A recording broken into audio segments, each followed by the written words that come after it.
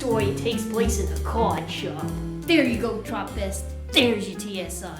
Many years ago, in the past, ages ago, not like I haven't seen you in ages ago, proper ages ago, in a card shop, where Miss Nancy Cardright works as a card maker, which they had back then, where she would make and decorate cards and write bland, meaningless messages in them for people who couldn't think of bland, meaningless things to say. Hey look, there's Tony Handsock, the Glover and male protagonist. Hello, one engagement, please. Love at first sight used to happen all the time in those days. Not like nowadays with your Facebook and your Grindr. People used to see each other everywhere. They'd fall in love. They might not be compatible, but they were stuck with each other. Sorry, that's one card for an engagement. It's for my sister Carissa. She used to work as my assistant glove maker. You're a glove maker? Yeah, I'm a glover. I own my own glovery. I made these, in fact. They're very nice. Her suitor was a tailor who would come in with all sorts of requests for different gloves. Gardening, boxing, falconry, and eventually he ran out of excuses and decided to buy her dinner instead. How romantic. You certainly have to hand it to him. Puns were widespread in those days. Widespread? Thank you, Miss Cardright. How do you know my name? It's on your badge. Oh, I thought you were looking at I'm Tony, by the way. Hello, Tony. Hi, Miss Cardright. Oh, you can call me Nancy. Hello, Nancy. Thank you for the card. Come back again soon. I certainly hope to do so.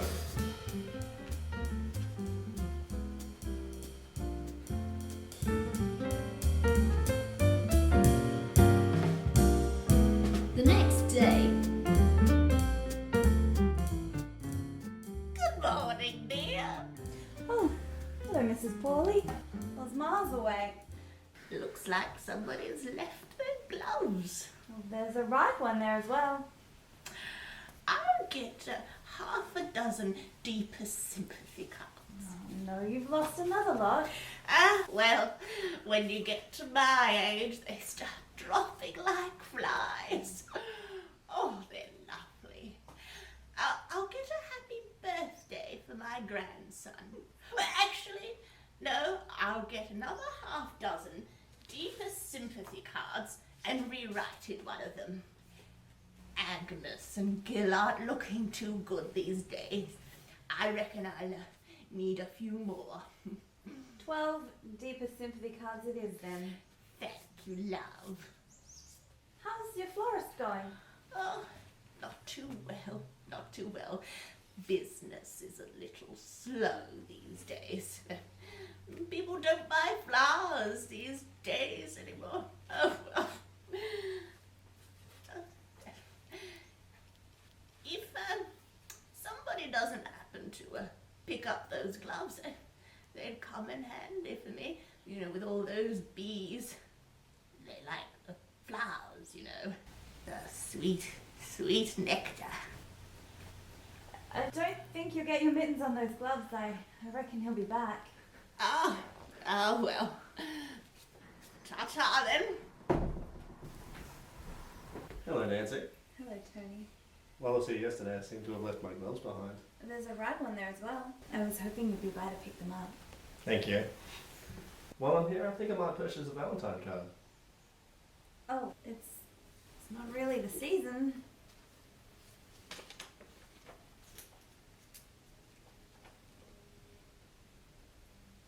Who is this for anyway? Why don't you look inside? See you tonight at 7:30. Tony, I thought you'd never ask. See you tonight.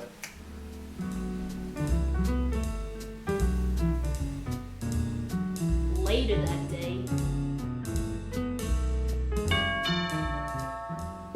Why, hello. I brought these for you. Oh, they're beautiful, thank you.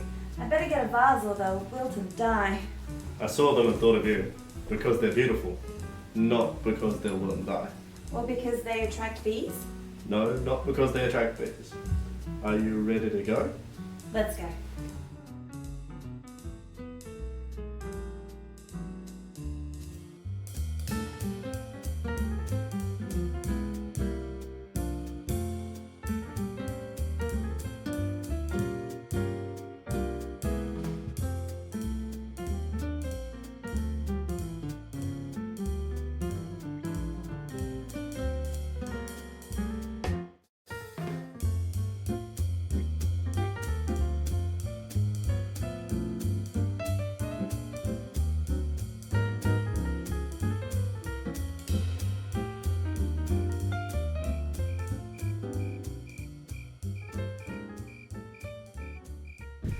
that was the most wonderful montage I've ever had with a man. I wish this night could last forever. Oh, what a night. Look at all the houses with their halogen lights. Look at that phone tower just out of sight. This is the past that can't be right. Yeah, okay, so we couldn't afford to build a time machine and go back into the past. Our budget didn't stretch that far. We had to use the locations that were available to us. Just suspend the disbelief. You're ruining the magic! It's just a cardboard town full of cardboard people living cardboard lives. And you're a cardboard girl.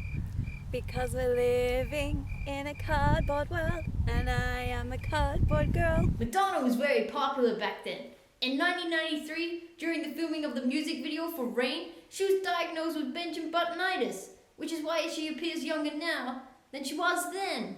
Hopefully it doesn't rain or all the cardboard people will get soggy. Come on, let's go home.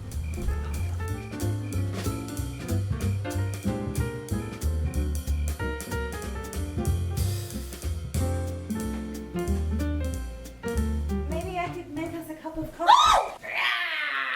Prepare to feel my terrible craft paper.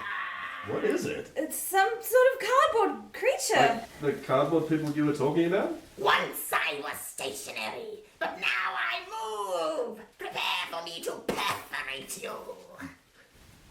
The super glue must have given the cardboard superpowers, like Superman. Or like how Spider-Man got bit by that spider. It's super glue.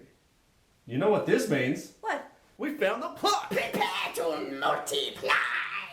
Forward still so I can paper cut you. There'll be no paper cuts while I'm around. Oh, why is that then? Because I have adequate PPE. But in this case it stands for Projectile Paper Entangler.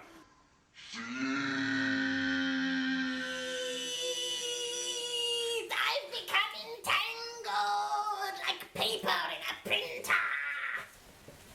No, I'm melting. Oh, what a world. That's the problem with cardboard monsters. Cardboard monsters get soggy. Let's see who's behind the mask. Phyllis Pauly, who runs the abandoned florist shop. Yes, that's right. I was sick of your cards taking all my business. People buy cards for people nowadays, not flowers, which eventually wilt and die and attract bees. Curse those confounded bees! And I would have gotten away with it too if it weren't for you meddling kids and your darn dog. I'm not. Yeah, so what? It had a Scooby-Doo ending. So what? All the good stories back then had Scooby-Doo endings. Like Scooby-Doo for one. Not Scrappy, he's rubbish. And at least we kept it to the card thing. We sit in a card shop. Some of those others didn't even have cards in it. I mean, it's not card, is it? Not